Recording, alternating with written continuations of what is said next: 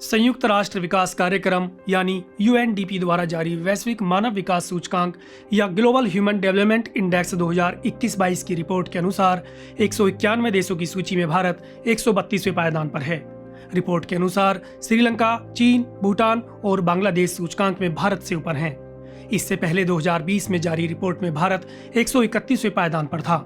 वहीं 2019 में भारत 129वें स्थान पर रहा, यानी 2019 से अब तक भारत इस सूची में 3 पायदान नीचे खिसक गया है। मानव विकास सूचकांक एक सांख्यिकीय तरीका है जिसका उपयोग किसी देश में रहने वाले लोगों के सामाजिक और आर्थिक विकास को मापने में किया जाता है। यह एक देश की शिक्षा, स्वास्थ्य, आय और जीवन स्तर की स्थिति को बताता है। 30 सालों में ऐसा पहली बार हुआ है जब भारत ने लगातार 2 वर्षों में मानव विकास सूचकांक में गिरावट दर्ज कराई है। सूचकांक में इस गिरावट के कारण भारत को मानव विकास की मध्यम श्रेणी में रखा गया है। इस साल की रिपोर्ट में स्विट्जरलैंड पहले स्थान पर रहा। आज के एनएल सारांश में हम मानव विकास सूचकांक की रिपोर्ट पर बात करेंगे और जानेंगे कि भारत के संदर्भ में इस रिपोर्ट के क्या मायने हैं। साथ ही यह भी देखेंगे कि वैश्विक स्तर पर मानव विकास की क्या स्थिति है। यूएनडीपी की ओर से 8 सितंबर को 2021-22 की मानव विकास सूचकांक रिपोर्ट जारी की गई। इस रिपोर्ट का शीर्षक है uncertain times, unsettled lives, shaping our future in a transforming world. इस रिपोर्ट के अनुसार कोरोना वायरस महामारी, यूक्रेन पर रूस के आक्रमण और जलवायु संकट ने पूरी दुनिया के मानव विकास सूचकांक पर नकारात्मक असर डाला है। इसके चलते करीब 90% देशों के मानव विकास सूचकांक में गिरावट देखने को मिल रही है। ऐसा लगता है कि दुनिया में मानव विकास ठप पड़ गया है। 2018 में भारत की HDI वैल्यू 0.645 थी, जो अब घटकर 0.633 पर आ गई है। यह दर्शाता है कि मानव जीवन की बेहतरी में भारत आगे बढ़ने के बजाय पीछे जा रहा है। HDI 3 प्रमुख आयामों पर मानव विकास की प्रगति को मापता है: लंबा व स्वास्थ्य जीवन, शिक्षा तक पहुंच और एक सभ्य जीवन स्तर।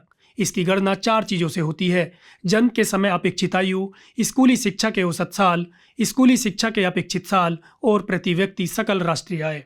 HDI वैल्यू में इस गिरावट की बड़ी वजह अपेक्षित औसत आयु यानी एवरेज लाइफ एक्सपेक्टेंसी में आई गिरावट है। भारत में अपेक्षित औसत आयु 69.7 वर्ष से घटकर 67.2 वर्ष हो गई है। बता दें कि भारतीयों की अपेक्षित औसत आयु वैश्विक अपेक्षित औसत आयु से कम है। रिपोर्ट के अनुसार वैश्विक औसत आयु 72.8 वर्ष से घटकर 71.4 वर्ष रह गई। इसके अलावा भारत में स्कूली शिक्षा में अपेक्षित वर्ष 11.9 हैं, वहीं स्कूली शिक्षा के औसत वर्ष 6.7 हैं। भारत की प्रति व्यक्ति सकल राष्ट्रीय आय 5.25 लाख रुपए है। इन्हीं वजहों से दुनिया की 5वीं सबसे बड़ी अर्थव्यवस्था होने के बावजूद भारत को मानव विकास की मध्यम श्रेणी में रखा गया है। पाकिस्तान और नेपाल को छोड़ दें तो भारत के 4 पड़ोसी देशों श्रीलंका, चीन, भूटान और बांग्लादेश की स्थिति भारत के मुकाबले बेहतर है। सूचकांक में श्रीलंका 73वें, चीन 79वें, भूटान 127वें और बांग्लादेश 129वें स्थान पर है। वहीं सूची में भारत से नीचे रहने वाले पड़ोसी देशों में पाकिस्तान 161वें और नेपाल 143वें स्थान पर है, यानी भारतीय उपमहाद्वीप में श्रीलंका का प्रदर्शन सबसे बेहतर रहा। संयुक्त राष्ट्र की मानव विकास सूचकांक रिपोर्ट में स्विट्जरलैंड फिर से पहले स्थान पर रहा। पिछली रिपोर्ट में भी स्विट्जरलैंड इस सूची में शीर्ष पर था। उसके बाद नॉर्वे और आइसलैंड रहे। यूएनडीपी के प्रमुख आकिम स्टाइनर ने AFP से कहा कि इसका मतलब है कि हम जल्दी मर जाते हैं, हम कम पढ़े लिखे हैं और हमारी आय कम हो रही है। सिर्फ इन 3 मापदंडों से आप समझ सकते हैं कि क्यों इतने सारे लोग भविष्य के बारे में हताश, निराश, चिंतित महसूस करने लगे हैं। उन्होंने आगे कहा, हमने पहले भी आपदाएं झेली हैं, संघर्ष पहले भी हुए हैं, लेकिन हम आज जिस स्थिति का सामना कर रहे हैं वह मानव विकास के लिए एक बड़ा झटका है। उन्होंने बताया कि इस रिपोर्ट में यूक्रेन के युद्ध के नतीजों को शामिल नहीं किया गया है। वहीं भारत में यूएनडीपी के प्रतिनिधि शोको नोडा ने NDTV को बताया कि भारत ने 3 मापदंडों पर गिरावट दर्ज की है और एक में सुधार किया गया है।